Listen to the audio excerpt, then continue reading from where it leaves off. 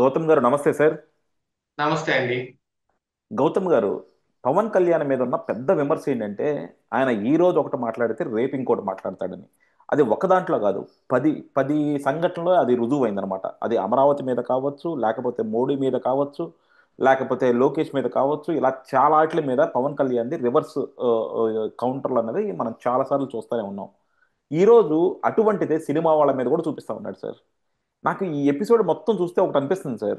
ఆ రోజు జగన్మోహన్ రెడ్డి సినిమా వాళ్ళ మీద యాక్షన్ తీసుకుంటాము, సినిమా హాల్లో తనిఖీలు చేస్తాము అంటే ప్రభుత్వానికి ఏం పని, ప్రభుత్వం వాళ్ళ మీద కక్ష కట్టింది అన్నాడు. మరి ఈ రోజు పవన్ కళ్యాణ్ కక్ష కట్టి సినిమా వాళ్ళ మీద ఆ, ఈ తనిఖీలు చేయించుతా ఉన్నాడు. ఏమన్నంటే ఆ తనిఖీలు వేరు, ఈ తనిఖీలు వేరు అని కవర్ చేయడానికి కొంతమంది జన సైనికులు చూస్తూ ఉన్నారు. కానీ ఈ మొత్తం ఎపిసోడ్ చూస్తే సార్, పవన్ కళ్యాణ్ మాత్రం నాకు ఒకటి అనిపిస్తా ఉంది. ఎవరో నా సినిమాని ఆపేస్తున్నారు. ఎందుకంటే పవన్ కళ్యాణ్కి ఎప్పుడు కూడా ఒక ఎమోషనల్ బ్లాక్మెయిల్ చేయడం ఒక అలవాటు అనమాట. ఏమనంటే ఆ రోజు వాళ్ళ అన్నయ్యనో వాళ్ళ ఇన్సెక్యూరిటీ ఫీలింగ్ ఉంటది ఆయనకి. అదే. సో అలా నా సినిమాని ఎవరో ఆపేస్తున్నారంటారు. ఈ రోజు ఉన్న పరిస్థితుల్లో పవన్ కళ్యాణ్ సినిమాని ఎవరైనా ఆపుతారా? నిజంగా సినిమా థియేటర్ల వాళ్ళు వాళ్ళ కష్టాలు వచ్చి వాళ్ళు ఏదో చేసుకుంటున్నారు. అదే టైంలో ఈయన సినిమా వస్తుంది.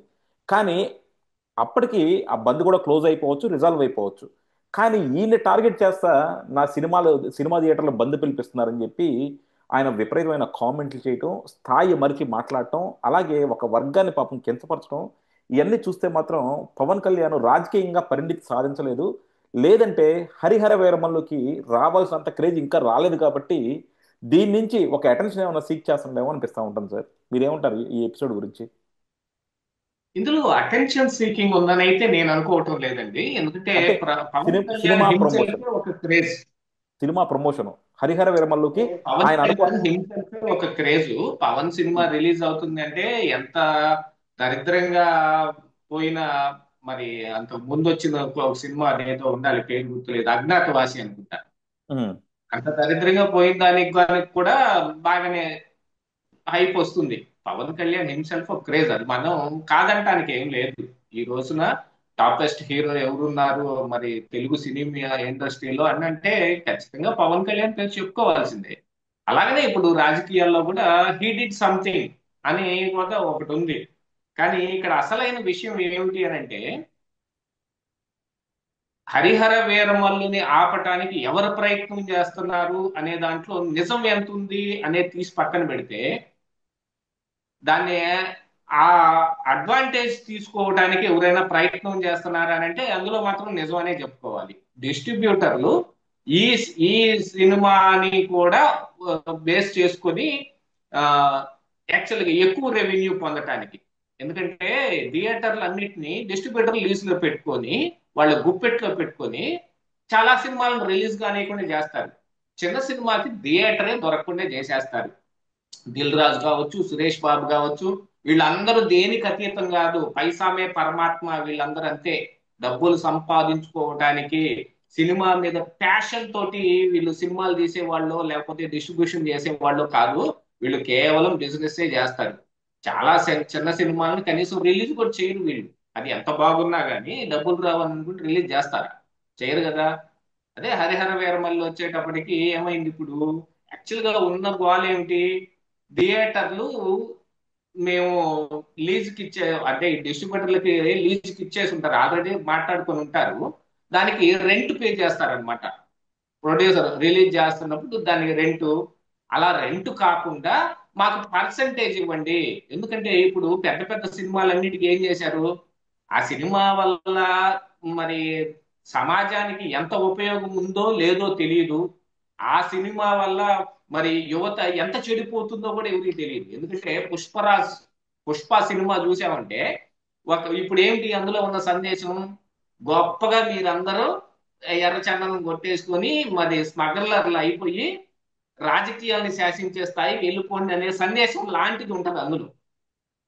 అలాంటి సందేశాలు ఉన్న సినిమాలు కూడా మరి దానికి కూడా థియేటర్లో రేటు పెంచుకుంటానికి ఏదేమంటే ప్రొడ్యూసర్ ని బతికించటం అనే పేరు చెబుతారు.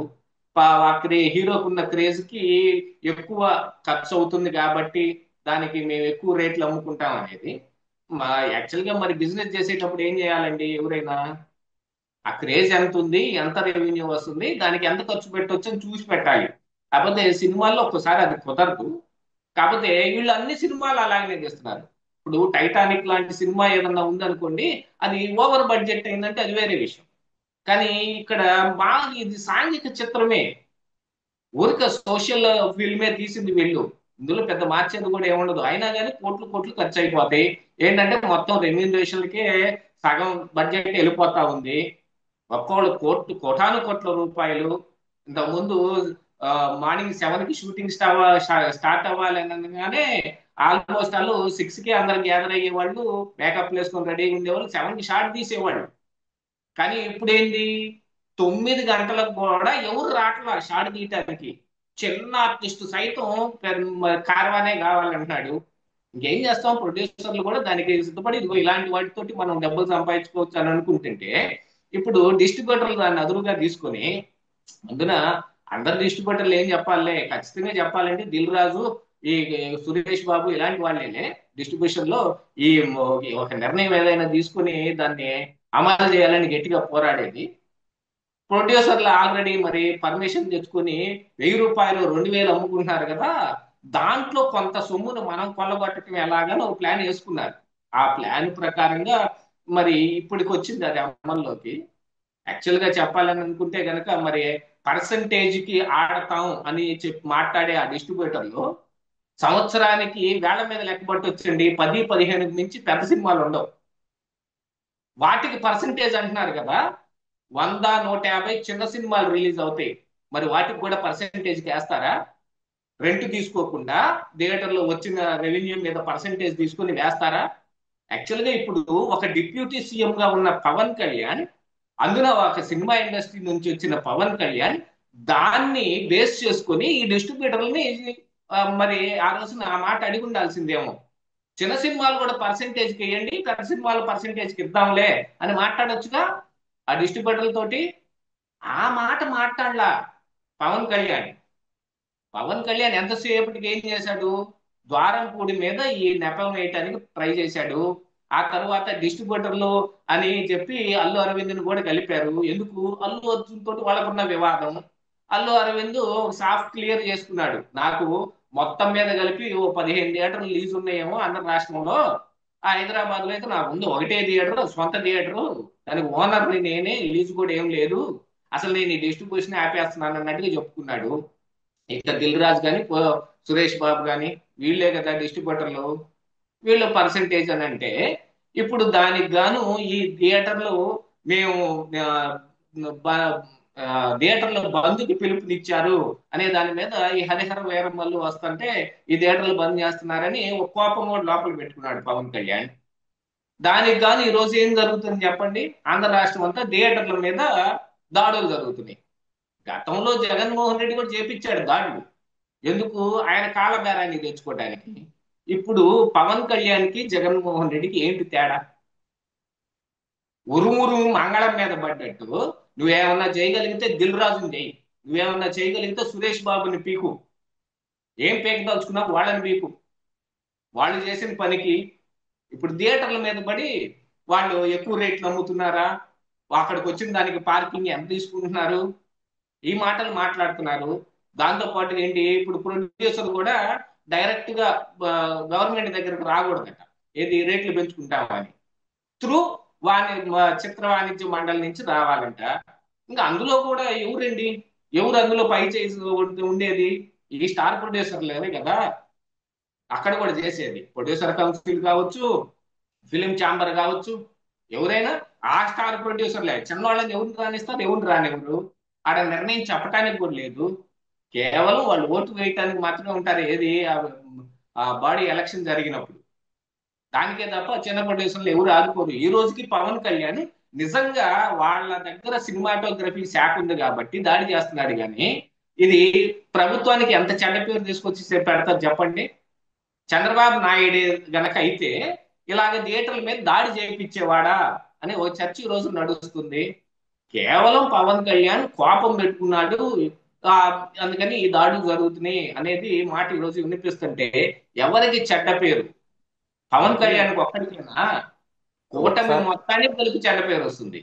ఒక సామెత ఉంటుంది ఎందుకంటే కదా సార్. ఆ థియేటర్లో కాపాడాల్సిన బాధ్యత మరి ఇప్పుడు ప్రభుత్వం మీద కూడా ఉంది కదా. ఒక మనకి ఒక సామెత ఉంటది కదా, తిన్న తిన్న కంచంలోనే కక్కున్నాడని. అవునండి. మా హిందీలో చెబుతారు, జిస్ తాలి మే ఖాతా హై ఉస్కో చేద్ కర్తా హై అని. ఉహు, ఆ తిన్న పళ్ళన్ని బోర్లేసి పగలగొట్టాడంట. ఉహు, ఏ సినిమా ఇండస్ట్రీ నుంచి వచ్చాడో ఆ సినిమా ఇండస్ట్రీ మీద పట్టు సాధించడానికో, లేకపోతే ఆల్రెడీ ఇప్పుడు ఇండస్ట్రీలో మెగా ఫ్యామిలీ అని అంటేనే కొంచెం ఆ మనం అనకూడదు ఆ మాట. వాళ్ళని లెక్క చేసే వాళ్ళు కానీ, లేకపోతే వాళ్ళే ఇండస్ట్రీకి పెద్ద వీళ్ళనే కానీ ఎవరు అనుకోవట్లేదు.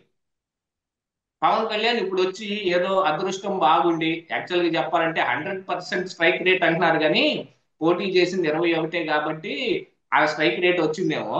ఒక 50 తీసుకుని ఉంటే తెలిసేది పవన్ కళ్యాణ్ కూడా. కాకపోతే పవన్ కళ్యాణ్ కి అప్పుడు ఆ రోజున ఆ ధైర్యం లేదనుకోండి, 50 తీసుకుని పోటీ చేసే ధైర్యం. మరి 50 తీసుకుంటే కనీసం 30 పోయి ఉండేయేమో. ఏం జరిగేదో తెలియదు. కాకపోతే ఇన్ ఫ్యూచర్ ఎలా ఉండదో మరి అది పాలిటికల్ అంశం. కానీ ఇక్కడ వచ్చేటప్పటికి ఏమైంది? ఇండస్ట్రీ, బిజినెస్, ప్రొడ్యూసర్లు వాళ్ళ బాగోగులు, హీరోలు వాళ్ళ రెమ్యూనరేషన్లు, వాళ్ళ సినిమాకున్న క్రేజు ఏడకొచ్చి ఆగింది.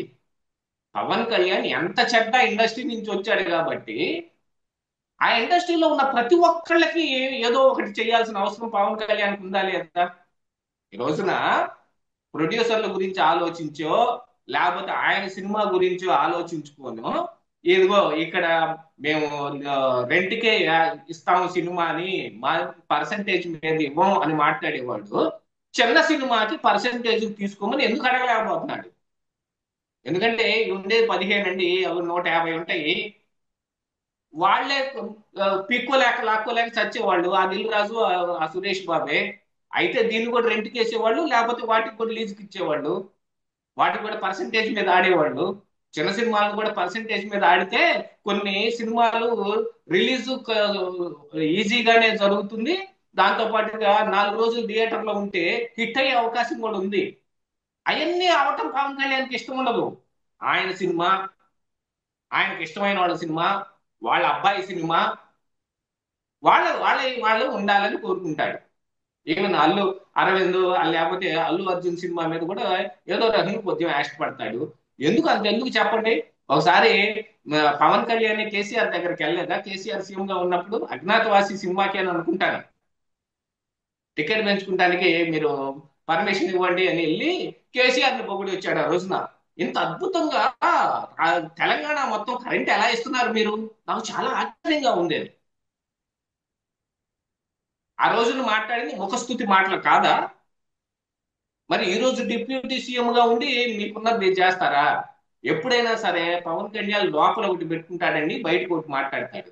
నీ ఉదాహరణ డిప్యూటీ సీఎం అయిన తర్వాత జరిగినవి చెబుతాను. సీజ్ ద షిప్, ద్వారంపూడి మీద ఉన్న కోపంతో ఆడికి వెళ్ళి ఆ ఆ దాంట్లో జరుగుతున్న ఈ వ్యవహారాన్ని మొత్తం బయట పెట్టాలి అని ఆడికి వెళ్తానికి ట్రై చేశాడు. దాంతో పాటుగా అప్పుడు కాకినాడ పోర్ట్ కూడా ఇదిగో ఈ అరవిందో, జగన్మోహన్ రెడ్డి వీళ్ళ దీంట్లో ఉంది కాబట్టి రానియకుండా వాళ్ళు కూడా అడ్డుకునే ప్రయత్నం చేశారు. అది రేషన్ బియ్యం కోసం చేశాడు అని అనుకోబాకండి ఎవరు.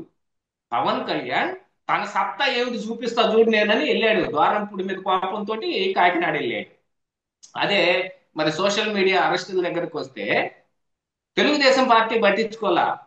పవన్ కళ్యాణ్ మరీ ఏడుస్తుంటే ఇప్పుడు ఆ అరెస్టులన్నీ జరిగినాయి. ఒకసారి గుర్తు తెచ్చుకోండి మీరు. ఆయనే ఆ, వర్రా రవీందర్ రెడ్డి పెట్టిన పోస్ట్ అనుకుంటాను, వాళ్ళ అమ్మాయి ఏడ్చిందంట.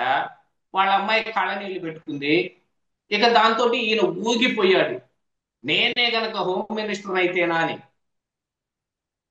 తీసుకోవాల్సిందేమో ముందుగానే తీసుకోవాల్సింది కదా. తీసుకొని మొత్తం సెటరైట్ చేస్తే మేము కూడా ఆనందించేవాళ్ళం. అప్పుడు వచ్చి అసలు నేను అయితేనా అని కాదు, నేను ఆ, ఆయన అన్న మాట ఒకసారి ఎగ్జాక్ట్ గా గుర్తు చేసుకోండి. నేను హోమ్ మినిస్టర్ చేపట్టాల్సి ఉంటుంది జాగ్రత్త అన్నాడు. ఆ మాటకి అసలు అయింది. మరి పక్క మనుషులు ఏమనుకోవాలి, ఆ మినిస్టర్ ఏమనుకోవాలి? ఏదో పవన్ కళ్యాణ్ తోటి సఖ్య సంబంధాలు మెయింటైన్ చేయాలి, దాంతో పాటుగా మరి పార్టీ ఏమంటుందో తెలియదని ఆమె కూడా మెదలకుండా ఊరుకుంది. హోమ్ మినిస్టర్ మంగళపూడి అనిత కూడా పక్కనే పెట్టుకున్నాడు. అన్నాడు ఆయన మాట. ఏమండి వాళ్ళ అమ్మాయి ఒక్కతే ఏడ్చిందా?